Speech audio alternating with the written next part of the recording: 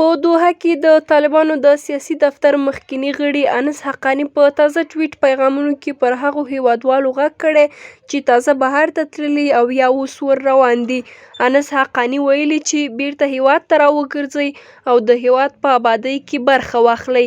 حقاني زیاته کړې چې د بهرنیانو د هغو تبلیغاتو ښکار مه کیږئ چې بهر تګ ته مو هڅوي. نوموړی همداراز زیاتوي چې هیواد ته ثبات پر راتلو دی او ژر به ستونزې هوارې شي. د حقاني په خبره هیواد د ټولو ګډ کور دی او باید د پرمختګ لپاره یې ګډ کار وکړو.